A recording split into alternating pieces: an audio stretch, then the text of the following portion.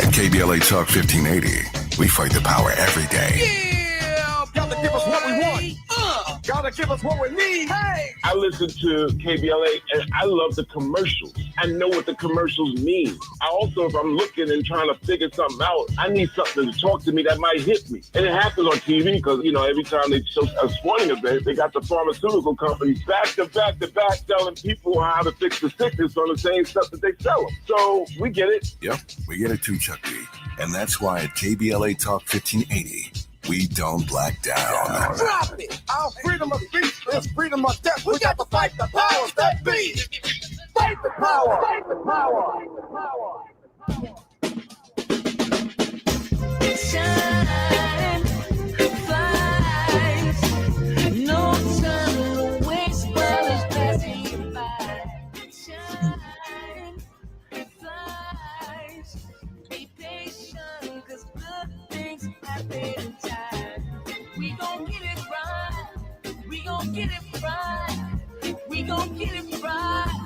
We gon' get it right. Protests and anthems, yes, we chanting a movement of people. It's like we dancing to the ministry of. It's the energy of, in memory of them that we love. The trinity of the people, the peace, the power, the truth. We speak the powers even louder. We can say it blacker, we can say it prouder. A woman vice president that went to Howard. Now we talk helping black businesses, and our differences is magnificent. Bringing light to the point where the prisons is. I was told good life is where forgiveness lives. The ascension is to leave what's left behind and feed the seeds for deeds that bless the mind, caress the mind and question justify. With you and God in time, I best align. Shine, flies, no time to waste while it's passing you by. Shine, flies, be patient, 'cause good things happen in time. We gon' get it right, we gon' get it right. We gon' get it right. You are listening to and streaming A More Perfect Union on KBLA Talk 1580. I'm Dr. Nii-Quartelai Quartey, your host and White House correspondent in LA. I am excited to be in sunny LA today, hanging out with all of you in afternoon drive time. I'm in touch until you be in touch. Be sure to follow me on all the social media platforms at Dr. Nii-Quartelai. All you got to do is type in Dr. Nii-Q, DRNIIQ, and there I am, fresh for you to follow on Instagram, on Spill. You can find me on Substack, all the things, the TikTok, and it don't stop. Also be sure to download the KBLA app to listen to us live or on demand, or simply tell Alexa to play KBLA Talk 1580. And there you have it. Last but not least, subscribe to A More Perfect Union podcast. That way you'll never miss an episode. Listen, I was just talking to brother Andy, our sound engineer, during the break, and we're talking about Essence, just how so many people on these internet streets are talking about Essence. And Andy was saying that, there's a lot being said on the internet around the ownership of Essence, and maybe that's part of the reason why, right? Rich Lou Dennis, the owner of Essence Ventures, he was there, spoke to him briefly. He seemed to be on his job. And look, I think there are plenty of examples of festivals where sometimes the logistics and the planning, sometimes it gets in the way. Sometimes the logistics and the planning get in the way. I remember the Made in America tour in Philadelphia. They had some challenges recently as well. So part of what I'm seeing on social media, the questions floating around, what happened to the Essence Festival? They say a picture is worth 1,000 words. Look, I was at Essence. I think a lot of these people on the internet streets, I think there are a lot of folks who weren't at Essence that have something to say about Essence, right? And I can tell you from the time I was there on, I think, Friday night, Saturday, Sunday, I saw folks in community. I saw plenty of people there, although not as many as last year. I saw a lot of interesting panels and conversations. Even Justice Ketanji Brown Jackson. When was the last time you saw a Supreme Court justice come out to Essence? I thought that was a pretty big deal. And so shout out to the organizers of Essence. I think to the point of Ryan Wilson, who is the founder of the Gathering Spot. I saw his social media post earlier today saying that, I think it's always healthy for us to have a critique, but, let's do it in the spirit of wanting people and things to succeed and to do better. And I've seen some stuff out there on the internet where that spirit don't seem right. And so that's all I'm going to say about that. Now it's time for your national news roundup. It's time for you to decide the good, bad, and ugly headlines of the day. If you have any student loans that you're paying on, as I do, you want to pay attention to this. Don't think I became Dr. Nii-Quartelai, by abracadabra, right? If you want to put a little bit on it, I can give you my Venmo. But real talk, student loan forgiveness payments counts have halted. They've been halted by the Department of Education. Forbes.com reporting that a major federal student loan servicer has started notifying borrowers that the Department of Education has temporarily halted payment counts associated with student loan forgiveness progress under the IDR and the Public Service Loan Forgiveness Program, and they removed the ability for borrowers to monitor their progress. The announcement, which appears to reflect the ongoing system-wide problems at the department following mass layoffs last spring, is another setback. It's another setback for borrowers as the federal student loan repayment system remains plagued by dysfunction and backlogs. Meanwhile, Congress and the Trump administration have moved forward to implement massive changes to loan programs that will impact millions of Americans. And so if Mohila is your servicer, you may want to pay attention as, again, student loan forgiveness tracking for the income-driven repayment remains down. We know in June, U.S. Senator Elizabeth Warren announced that the Education Secretary, Linda McMahon, had agreed that the income-driven repayment tracker would be restored to studentaid.gov soon. Well, we're still waiting. In other news, we know that former Librarian of Congress, the one fired by Trump, remember her? Well, that sister vows to improve public information now in her new role at the Mellon Foundation. The former Librarian of Congress was abruptly fired by President Trump. Well, things are looking up for her. She's found a new position with the country's largest philanthropic supporter of the arts. The Andrew W. Mellon Foundation exclusively told the Associated Press that Carla Hayden will join the humanities grant maker as a senior fellow whose duties will include advising on efforts to advance public knowledge through libraries and archives. We certainly love to see it. You know what else we love? We love these weight loss medications. I'm not on it. I'm not against it, but I'm not on it. We listen. We don't judge. Wegovy and Zepbound prices fall, but access to the obesity drug still isn't guaranteed. You see, prices are falling for the popular obesity treatments, Wegovy and Zepbound, but steady access to the drug remains challenging. These medications still amount to around $500 per month for those without insurance, out of reach for many patients. And even for people with insurance coverage, it remains uneven. Doctors say the situation forces them to get creative in treating patients, but there's hope that prices may fall more in the future. Wegovy and Zepbound are part of a wave of obesity medications known as GLP-1 receptors that have soared in popularity. Zepbound brought in $2.3 billion in U.S. sales during this year's first quarter. That's just the first quarter. And so we're gonna be looking for your Zep Bound and Wegovy summer body. We're gonna be on the lookout for you. I have a feeling we're gonna see it. We see you. We're looking for you. Again, we listen and we don't judge. We listen and we don't judge. When we come forward, I'm looking forward to being in conversation with my friend and my brother, Darius Edgerton. He is a former U.S. State Department official. He is also an expert on all things Africa. And here at A More Perfect Union, we know we can't be a more perfect union if we ain't checking for the African diaspora.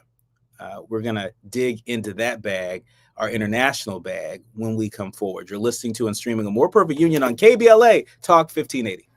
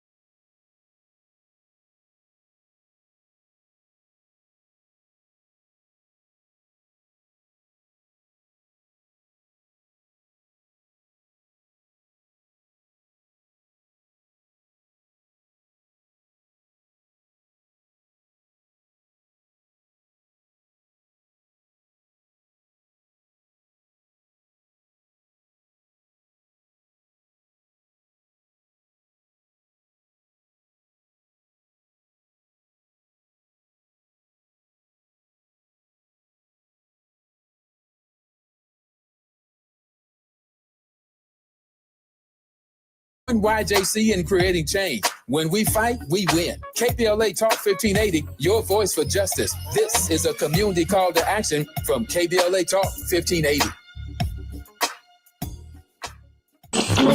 We have no permanent friends or permanent enemies. Only permanent interests as we effort to build a more perfect union. You are listening to and streaming A More Perfect Union on KBLA Talk 1580. I'm Dr. Nii-Quartelai Quartey, and could not be more excited to be in conversation with my friend, my brother, Darius Edgerton. He is a former U.S. State Department official and White House official. He also is an expert on all things Africa. And I think it's important that as we do the work and uplift the voices of folks on the front lines working to build a more perfect union, I think we have to recognize that a more perfect union here is not at the expense of a more imperfect union in other parts of the world, particularly on the continent. So to help us drill down on that, Darius is with us. Welcome to the show, Darius. What's up, brother? How you doing? It's good to see your face. I'm well. It's good. It's good to see your face. It's good to have you here. First things first. Trump making some news. NBC News reporting that President Trump in this trade war chaos has said that. Well, he sent two letters addressed to Japan and South Korea, threatening them with 25% duties, with higher ones for items deemed to have been transshipped through other countries. This trade war thing is a mess. I saw a reporter ask, well, how many of these deals have gotten done since you've become president? And apparently not many. I mean, really close to zero. Talk to us about how trade policy under Trump is really creating more instability than what meets the eye. Yeah, sure. Thanks for having me on the show. So I don't know what this trade agenda is that the president has. It doesn't really make any sense to me. With respect to foreign policy, we have so many tools in our toolbox, right? And tariffs are just one of those. And so when you come in and you've got the State Department, you cut USAID, and then you just start, acting like a strong man and trying to strong arm other countries into doing what you want. It's not going to work. It's not going to work. We're just one country. We have relationships with these other countries that are very, very delicate and managed in a way that is, very measured and with, career diplomats at the forefront, trying to make these deals happen. But you can't do that with a gutted State Department. And also you can't do that with no strategy. When they first rolled out the first tranche of tariffs, they were putting it on islands that were uninhabited by humans, and so we're taxing penguins who have nothing to do with this, I have no idea what they're doing. It doesn't make any sense to me, and I'm having trouble making sense of it. And I really appreciate the brutal honesty there, because I think whenever anybody makes it out to appear like they know everything and they're the smartest person in the room, and everybody, including folks who have studied this work in a scholarly sort of way, people who have experience in the field, suddenly they know nothing. But but this person who spent their life, as a reality TV personality and as a real estate developer, suddenly he knows everything about everything. I think whenever anyone presents themselves as that, we should be asking questions. No? Yeah, it's a little reckless, and it's not in the best interest of the American people at all. I mean, prices were already high. Now they're just going up. I paid almost $10 for some deodorant, the other day. It might be a DC thing, but still, it's no. It's not. It's not just a DC thing. So I paid $16 for some deodorant at the CVS, and let me tell you something. I'm still not happy about it. It was at the CVS on P Street in DC, and I'm wondering, why is deodorant suddenly so expensive? I wish I knew, but when you're playing with tariffs and things like that, these are things that Trump is trying to convince the American people that these other countries are going to pay, but that's not what happens. That cost get passed on to us, the consumers, and so we end up paying $16 for deodorant. You must have the aluminum free kind. What gave it away? Well, listen, I mean, speaking of aluminum, there are so many natural resources that are rich on the continent. I have a feeling that's part of the reason why the Trump administration, is laser focused on those countries that offer critical minerals that power our AI technologies, that power our EV batteries. Really, it feels like a game of let's make a deal. Talk to us about what we should keep our eye on as Trump continues to implement these travel bans, but then waive certain countries from these travel bans. I would imagine countries that are willing to play ball when it comes to giving America a little bit more of what we want.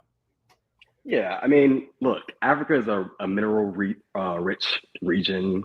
I think that the transactional nature of Trump's foreign policy can be disgusting at times, but I also think that the Africans can use it to their advantage if they want, right? And so we see where China, with their Belt and Road Initiative, has made inroads in not just Africa, but like Latin America and other places as well. And they don't come in, dangling the AGOA carrot and saying like, if you do this, we'll waive some tariffs or whatever. America, I mean, we just got to get better at walking the talk. I think we do a lot of finger wagging. We do a lot of talking about corruption around the world. And then, you get back here, our senators have gold bars and cash stashed in their closets. You know what I mean? And that's just like the illegal corruption. But like also, America has legalized corruption in the form of lobbying. So all of these companies who are scared or hesitant to do business in Africa are the same ones who pay a lot of money to these firms on K Street to do exactly what they would be doing in Africa and calling that corruption. You know what I mean?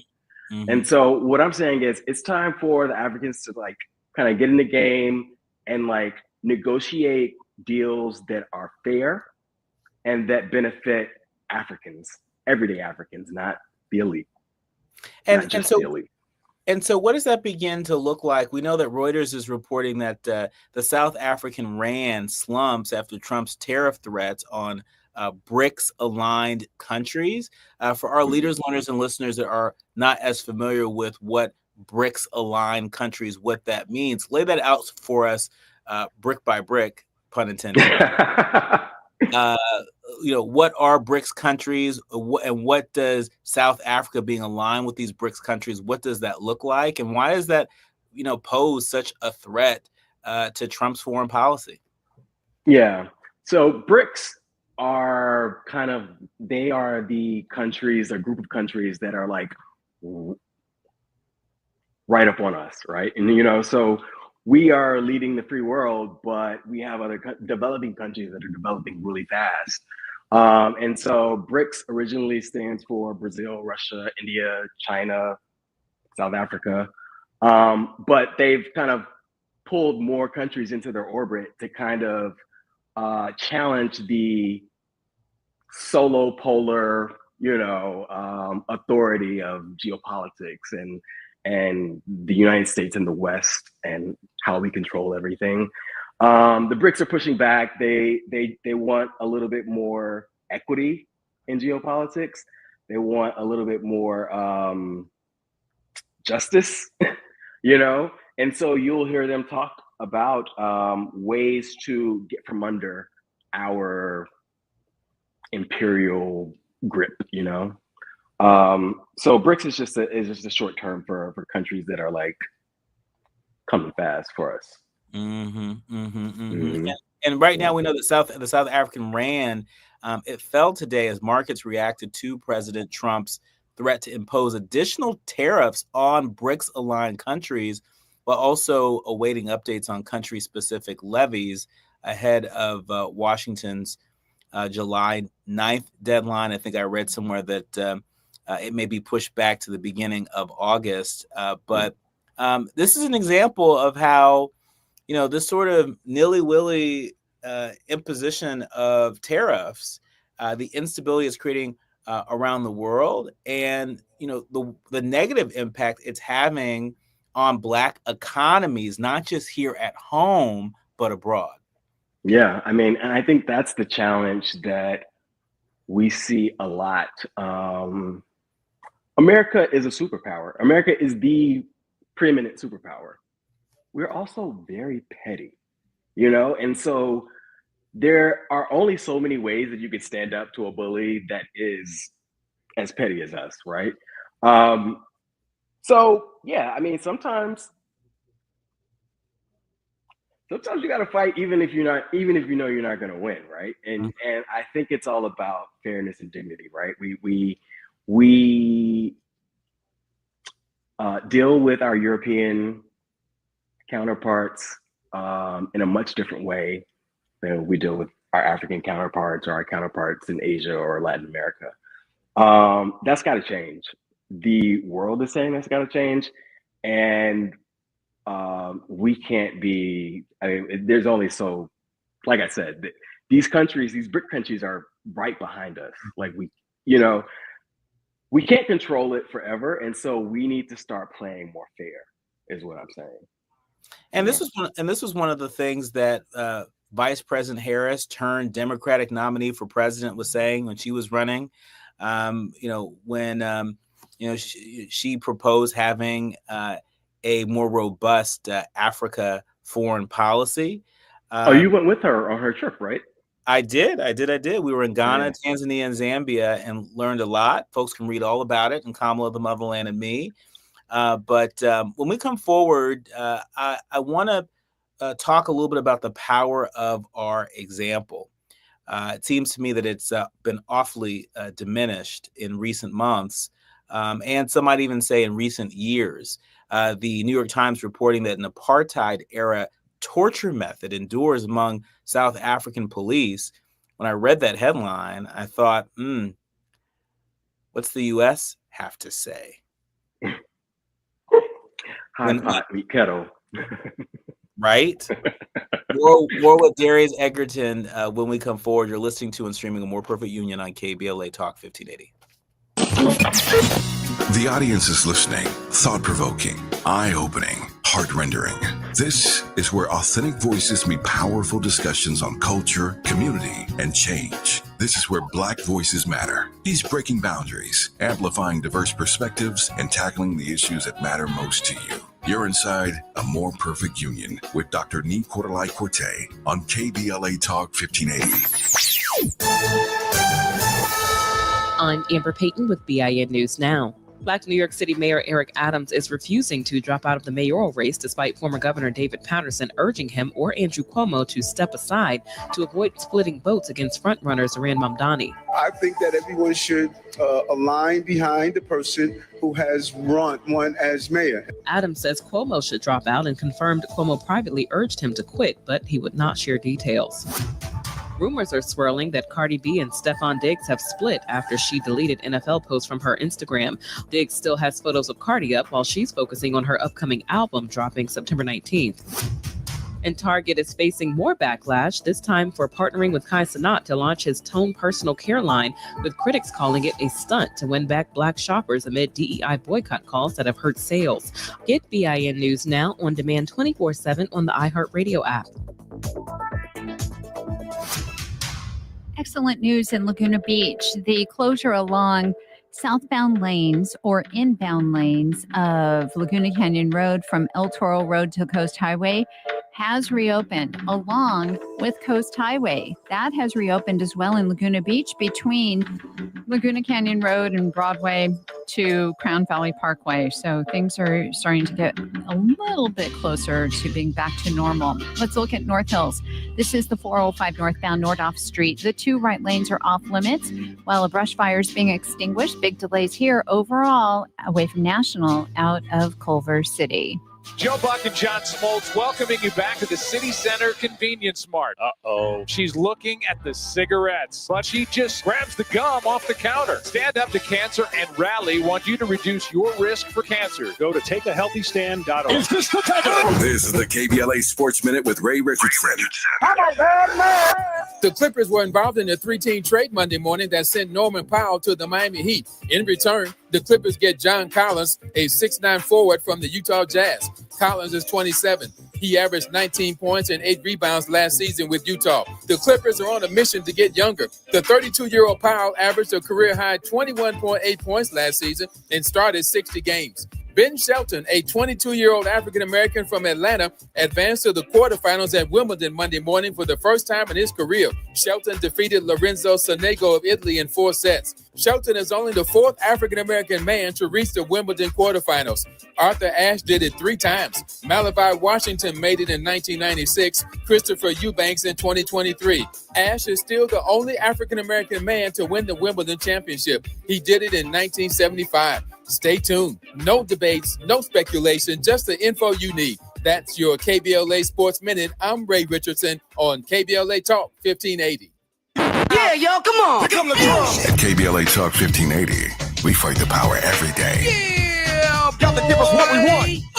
Gotta give us what we need. Hey. I listen to KBLA and I love the commercials. I know what the commercials mean. I also, if I'm looking and trying to figure something out, I need something to talk to me that might hit me. And it happens on TV because, you know, every time they show a sporting event, they got the pharmaceutical companies back to back telling people how to fix the sickness on the same stuff that they sell them. So we get it. Yep, we get it too, Chuck D. And that's why at KBLA Talk 1580, we don't black down. Drop it. Our freedom of speech is freedom of death. We got to fight the powers that be. Fight the power. Fight the power. Nearly 7 million Americans aged 65 and older are living with Alzheimer's disease, also known as AD, a type of dementia that affects memory, thinking, and behavior, making everyday tasks challenging. But did you know that Black adults aged 65 and older are twice as likely as white adults to develop AD? There are things you can do to help reduce your risk for developing AD. Managing conditions like diabetes and high blood pressure is crucial. Staying physically active, maintaining social connections, eating a healthy diet, and keeping your mind engaged with activities like reading or puzzles can all contribute to brain health. It's also important to recognize some common signs and symptoms of early AD, such as forgetfulness that causes problems with everyday life, asking the same question a few times in a row, and difficulty concentrating on basic tasks. If you see these signs in yourself or a loved one, don't wait. Early diagnosis and intervention are key to managing AD effectively. To learn more about AD and a potential treatment option, visit treatallzearly.com. That's treatallzearly.com. This message is brought to you by AZI. Hey there, Los Angeles. This is James Lucky Jr., publisher and editor of Los Angeles News Observer. Are you hungry for news that matters to you in the African-American communities of Los Angeles? Well, buckle up, because we got the scoop you've been craving. Stay in the know and never miss a beat with our free weekly publications conveniently available near you. Or hop on the digital wave and become an exclusive subscriber at OGNSC.com. Don't forget to join the party on Instagram and Twitter at OGNSCINC for behind-the-scenes access and sizzling updates. No more FOMO. Let's stay informed, connected, and empowered together.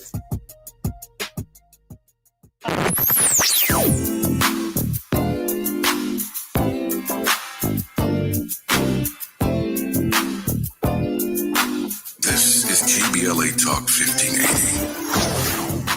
Talk radio. That's music to your ears. We're unapologetically progressive. KBLA Talk 1580.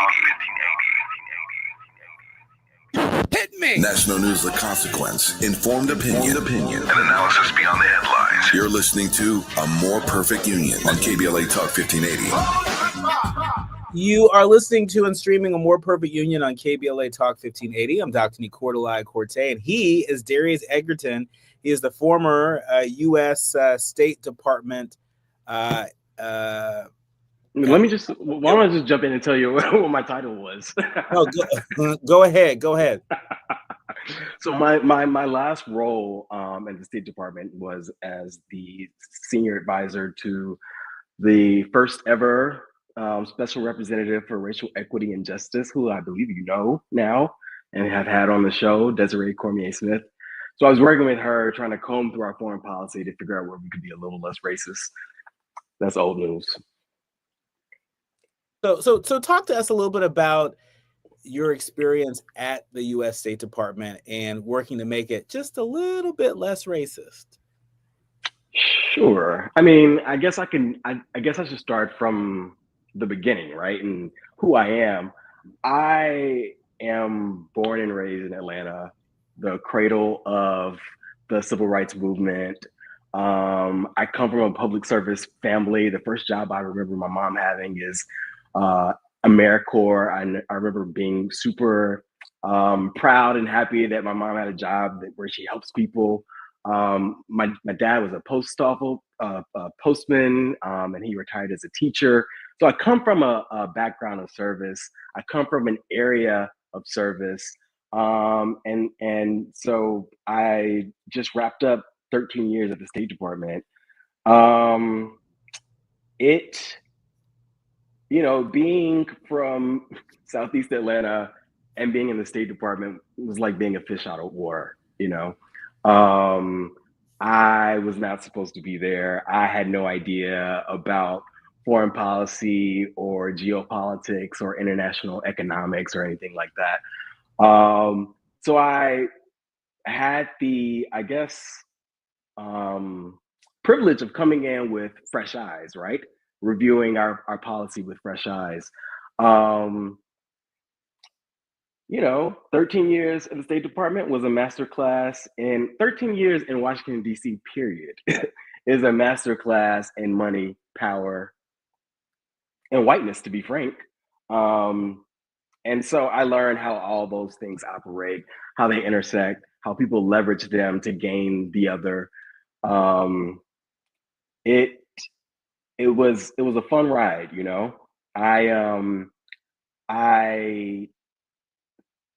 I really wanted to make a difference, and I think I did that. But the issue with our foreign policy is the same issue as our domestic policy. It's undemocratic. We have people at the top who make the decisions for all of us, and we don't really get much of a say. It's kind of a circus, actually, and not the fun kind. It is not the fun kind. And so we have LA Mayor Karen Bass is going to be calling any moment right now. There's a lot happening here in the city of Los Angeles. Yeah, I know. I'm sure you saw the news earlier today in MacArthur Park. There was we saw a militarized force show up. There were some kids at summer camp at the park that were frightened, that were pushed out. Mayor Karen Bass of Los Angeles is standing by. She will be joining us any minute now. She's going to be calling in because it's important to her to make sure that all of our leaders, learners, and listeners are aware of what is happening here in Los Angeles, and that we don't acquiesce and normalize this. Yeah, I mean, Mayor Bass is someone who understands how much this matters on the world stage. The world is watching, so like as we are watching what's happening in LA, so is the rest of the world. And we say we are one thing and then we do the other, We say our values are this and then our actions are that. So yeah, I think that the city of Los Angeles is really lucky to have Karen Bass as a mayor. She was also on the Africa subcommittee, so she knows a lot about that. Yeah, I mean, it's tough times, and my heart goes out to the people of Los Angeles and everywhere where they're doing these ICE raids like that. Yeah, I mean, it is absolutely devastating and traumatizing. Again, to all of our leaders, learners, and listeners, we're standing by. LA Mayor Karen Bass will be joining us any minute now. We saw that Governor Gavin Newsom of California led a press conference not too long ago, really sort of calling attention to the stunt, as many people see it, by our own U.S. military here in Los Angeles.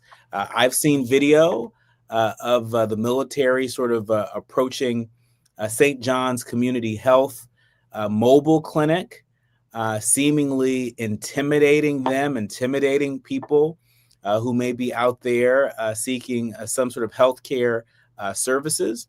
And so, this is disorienting. And I heard Mayor Bass on social media, call this absolutely outrageous. What's happening in Los Angeles right now. Darius Egerton is with us at the moment. He is a former U.S. State Department and White House official. We've been talking a little bit about Africa and just the weight of the United States on the world stage. Talk to us about what's happening in Los Angeles, how this is really sort of diminishing the power of the U.S.'s example in places like Africa and other places around the world. Yeah, absolutely. I mean, I spent the majority of my time at the State Department in the role of a public diplomacy officer, which means that my job was to explain our policies to the world and try to. It was like being a PR agent for the United States of America. And so any messenger will tell you that the message is only as good as the policy, right?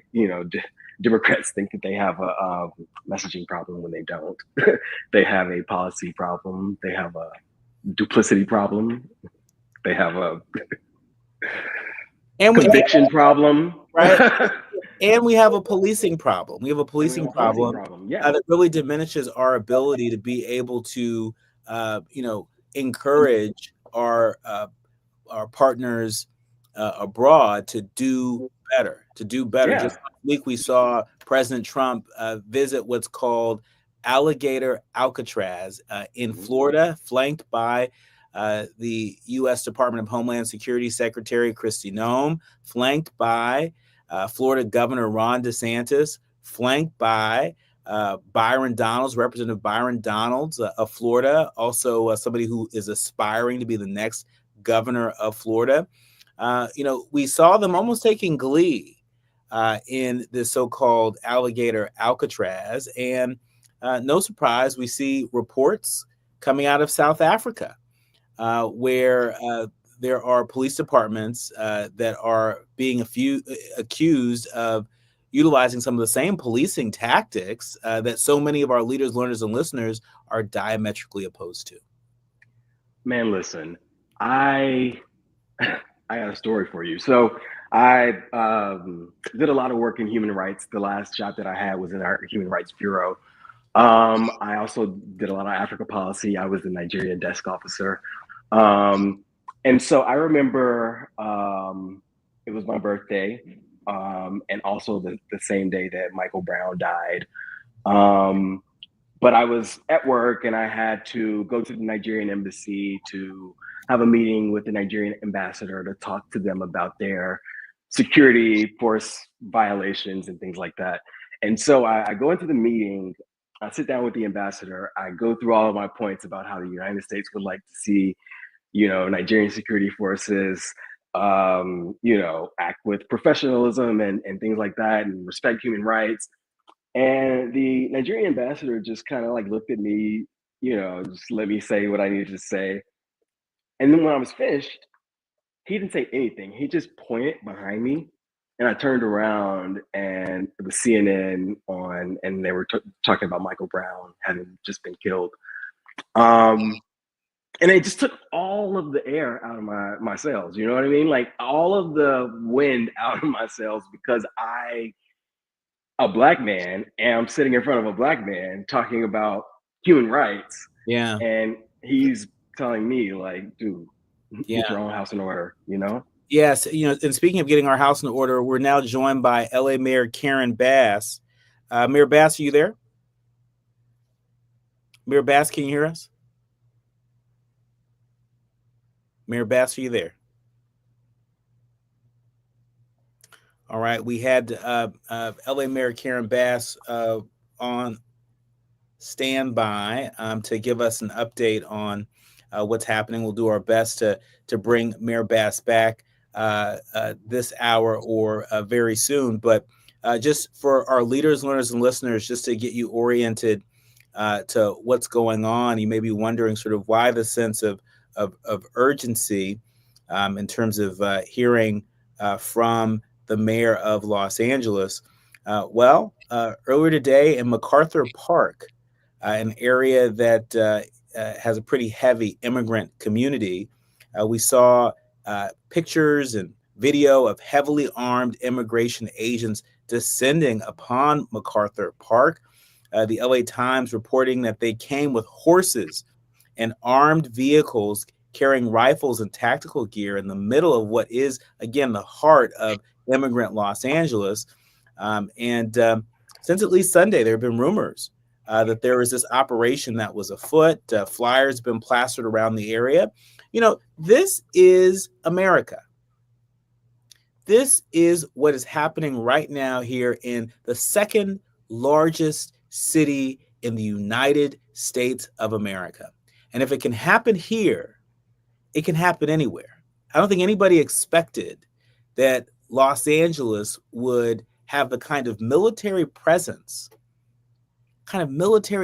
here, rolling up on school kids at summer camp in MacArthur Park, rolling up on mobile health clinics in MacArthur Park. You heard me in the top of the last hour share with you a statement from Darren Harris, who is the Chief Government and Community Affairs Officer over at St. John's Community Health. They're going to be taking legal action because of what happened today. And so, while we've been intending to talk a bit more about some of the challenges that are afoot overseas, we understand that those challenges overseas are intertwined with our challenges here.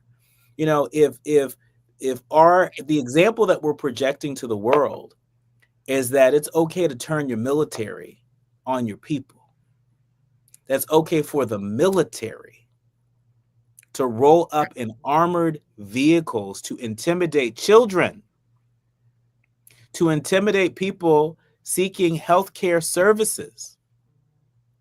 If this is what we're projecting to the world, you got to ask yourself, are we who we say we are? Are we who we want to be? Because every time you show up at a ballot box, every time you check whoever you're voting for, right? This is what you are allowing. You're saying this is okay on my watch, or this is not okay on my watch. When we come forward, I'm going to give Darius Egerton the chance to sort of say the quiet part out loud as somebody who is very well traveled around the world and is clear-eyed about the challenges that we face, not just foreign, but domestic. You're listening to and streaming A More Perfect Union on KBLA Talk 1580. Striving to make America a nation as good as its promise. This is A More Perfect Union on KBLA Talk 1580. We've got a lot to talk about. During this time, it's important for everyone to know your rights. The 4th, 5th, and 6th Amendments in the U.S. Constitution protects every one of us, regardless of immigration status. The 4th Amendment requires a judicial warrant to search your home. The 5th protects your right to remain silent, and the 6th gives you the right to an attorney. Just remember, No warrant, no key. My privacy. You don't have to speak. No lawyer inside. Don't say a thing. Yeah, we all got rights. Hey, we all got rights. It's never too early to start talking about money in realistic ways with your kids. JP Morgan Chase navigates how to educate your kids now about creating long-lasting, healthy money habits. Whether your kids are in elementary school, high school, or college, now is a great time to start a conversation about ways to create healthy money habits as they grow, ultimately benefiting their financial future.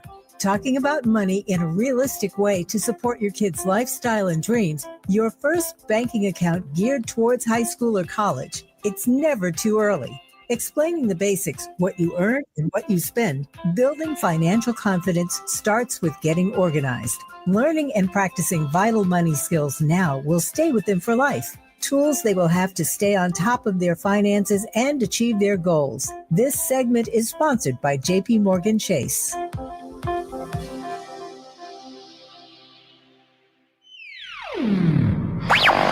All I need is one mic. With a KBLA Talk 1580 editorial, I'm Tavis Smiley. I do not consider myself a fan of Sean Puffy, Puff Daddy, P. Diddy, Diddy Love, Brother Love Combs. But one doesn't have to be a fan to acknowledge a simple truth about his recent jury trial. I think the primary reason he was acquitted of those sex trafficking and RICO charges is because he was overcharged in the first place. Mine is not to opine on his guilt or innocence on any of the charges the feds brought against him. But I predicted months ago that he would beat the most serious charges because, as usual, prosecutors have a really bad habit of overcharging black men. Dave Chappelle said it best, Puffy is in a RICO case all by himself, man. Hilarious and arresting at the same time.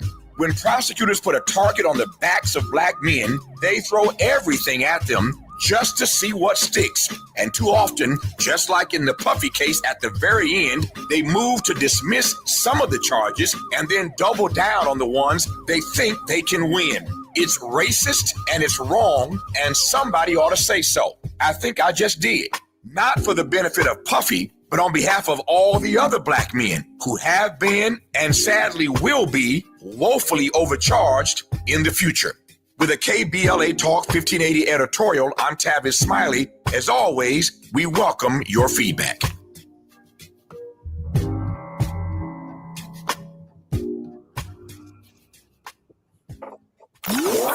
Notable journalists, industry leaders, lawmakers, change makers, tastemakers, and you working to build a more perfect union on KBLA Talk 1580.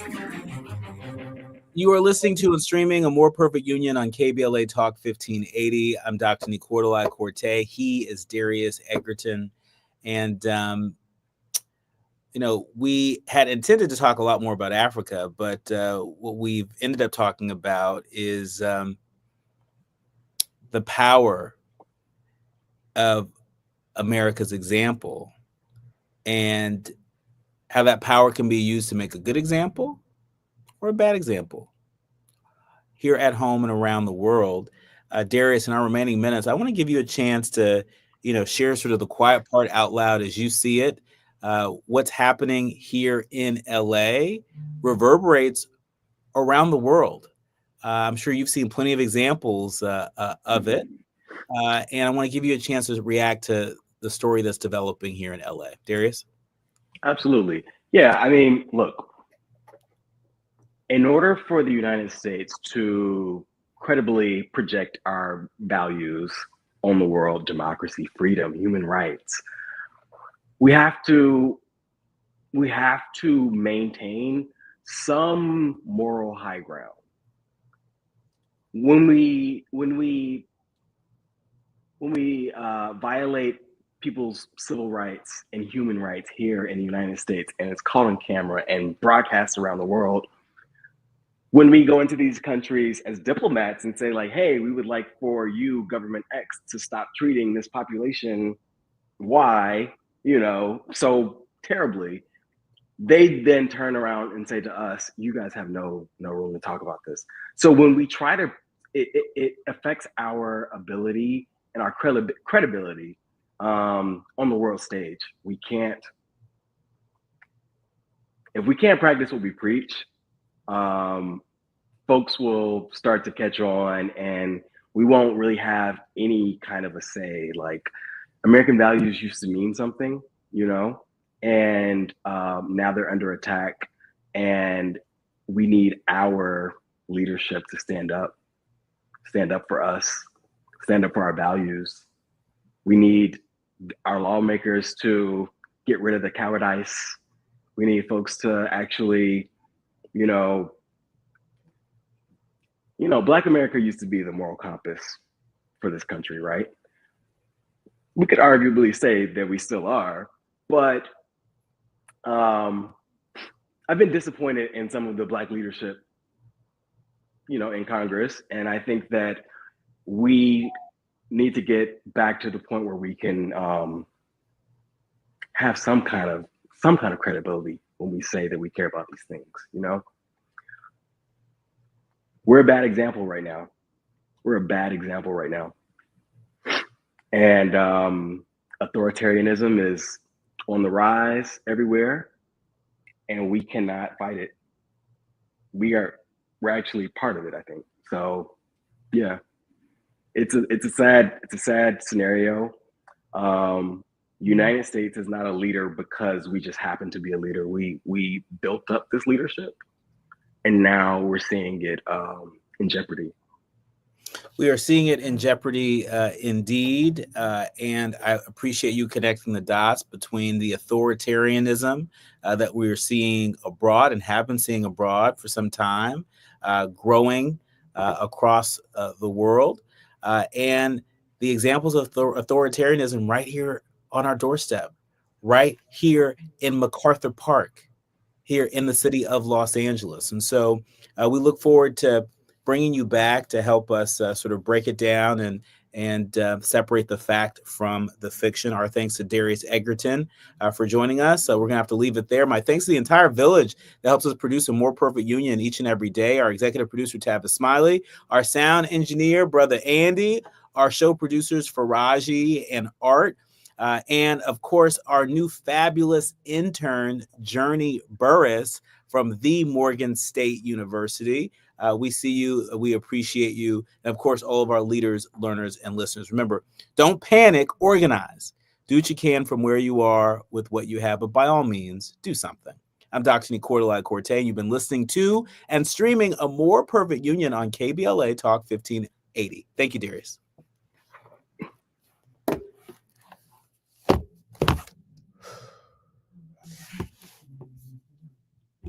The news on